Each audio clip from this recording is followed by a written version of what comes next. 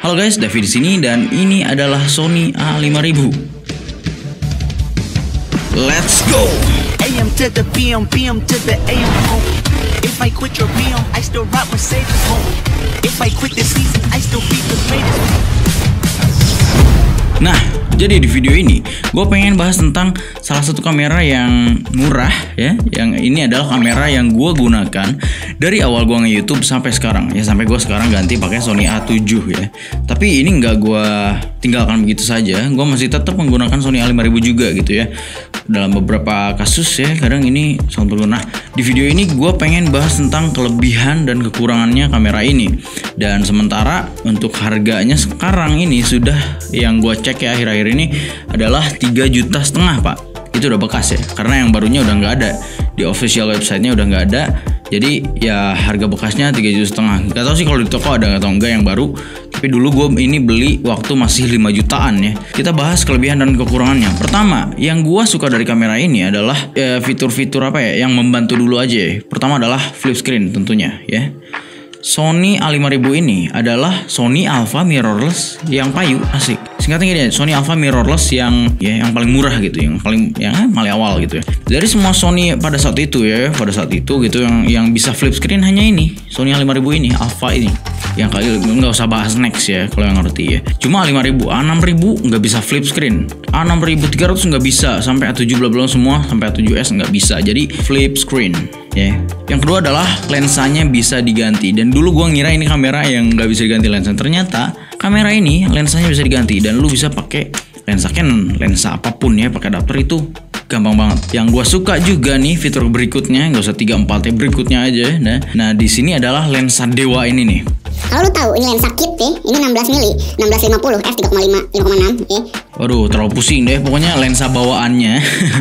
Nah, lensa bawaannya itu cuma segini gini. Dan kalau lu biasa lihat kamera Canon gitu kan ya, Canon 550D yang gitu-gitu, yang APS-C, itu lensanya segede gaban pak ya. Dan kalau lensa ini kecil banget.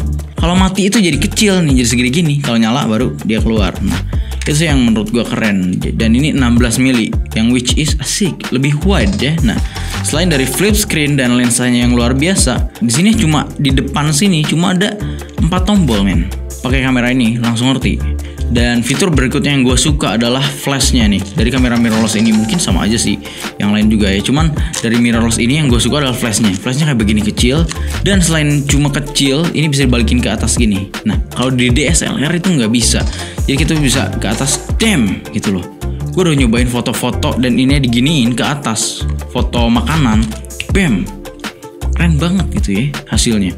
Nah di DSLR tuh nggak bisa ya. Jadi ya itu fitur yang gue suka. Yang keempat adalah compact. Waktu itu gue pakai kamera ini main-main sama teman, gue cuma gini doang, bawa ke kantong gitu kan ya, bawa motornya turun gini-gini, enak banget gitu loh. Dan untuk hasilnya lu bisa cek channel YouTube gue dari awal sampai sekarang mungkin ya, itu pakai A5000. Dan yang terakhir review gimbal pun itu pakai A5000 pak ya. Jadi untuk video lu mungkin bisa lihat nih.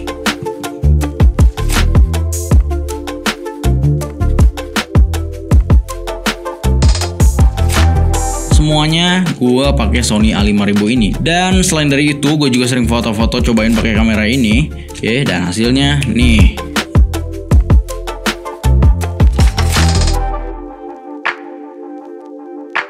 Nah, lu bisa cek aja IG gua, Instagram gua waktu itu, semuanya itu pakai kamera ini. Jadi sebenarnya nggak cuma alat aja sih. Nah, kalau misalnya lu lihat punya gua video-video gua gitu kan, nggak cuma melulu kameranya doang, tapi elunya harus ngerti. Jadi kamera apa sih yang bagus, kamera apa sih yang bagus? Nggak melulu kamera apa yang bagus, tapi elunya harus ngerti gimana cara menggunakan kameranya. Lu harus ngerti basic dari kamera gitu kan ya. Jadi skill dulu baru gear. Karena prinsip yang gua terapkan adalah belajar aja dulu baru mulai. Ya. Nah, selain dari kelebihan semuanya itu ya, ada juga kekurangannya. Tidak ada input mic. Harga 5 juta lu beli kamera, kagak ada input mic, apa-apaan.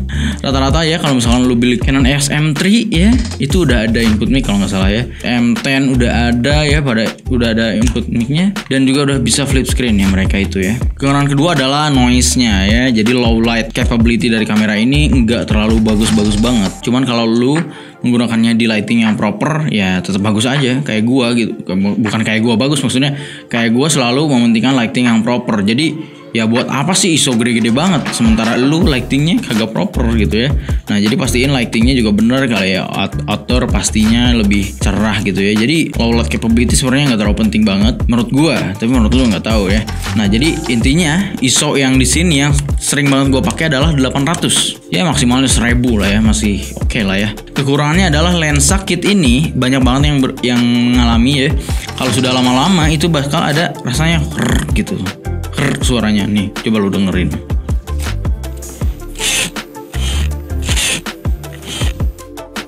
Nah itu lensa ini tuh udah banyak banget yang merasakan hal yang sama, bahwa ada krek-kreknya kayak begitu ya. Nah tapi menurut gue lensa ini luar biasa sih yeah. Apakah worth it kamera ini untuk digunakan di tahun 2020? Buat lu sebagai pemula yang pengen belajar videografi ya, atau lu pengen memulai YouTube juga gitu kan ya, apakah ini worth it? Nah di tahun lalu, tahun 2018 tepatnya, gue pernah bilang apakah ini worth it untuk digunakan tahun 2019? Ada yang nanya juga, ini masih worth it gak gitu? Misalnya 2019 masih pengen dipakai, masih worth it gak? Kalau misalnya pengen mulai nge-YouTube ya pakai ini juga bisa sebenarnya, ini udah cukup bagus. Dan gue bilang, dan gue masih pakai ya ini di tahun 2019 sampai akhir-akhir ini gue masih pakai ini dan worth it pak.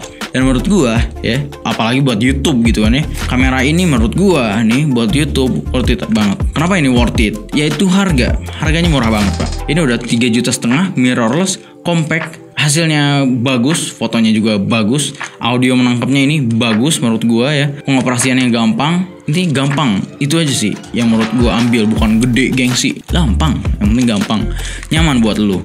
Nah yang kedua adalah karena kebanyakan orang nonton YouTube di mobile zaman sekarang, jadi lu nggak perlu yang namanya 4K 10-bit 422, itu terlalu dalam buat lo yang pemula mungkin ya. Jadi gue juga nggak pakai sekarang gitu 4K-an gitu, buat apa gitu kan ya, kecuali lo emang orang profesional. Nah di sini kamera ini udah bagus hasilnya, jadi untuk nonton YouTube cuma segini doang, meskipun di PC kan full screen malah segini. Gambarnya sih masih worth it aja, untuk tahun 2020 mungkin masih worth it ya. Kalau lu ada duit lagi sih bagus upgrade ke yang lebih baru. Tapi kalau lu sama kayak gua ya, gua pakai ini ya hasilnya bagus-bagus aja gitu. Jangan melukan tentang alat, menurut gua, bagi gua adalah belajar dulu baru mulai. Jadi lu harus tahu dulu cara menggunakan kamera ini, baru lu bisa bagus hasilnya. Jadi jangan lagi ada pertanyaan kamera apa ya yang bagus gitu kan ya. Yang bagus adalah semua kamera juga bagus, makanya dibuat gitu ya. Yang penting elunya bisa nggak menggunakan kamera itu. Oke, makasih banget Makasih banget udah nonton video ini. Semoga bisa bermanfaat buat lu semua. And see you later. Dah.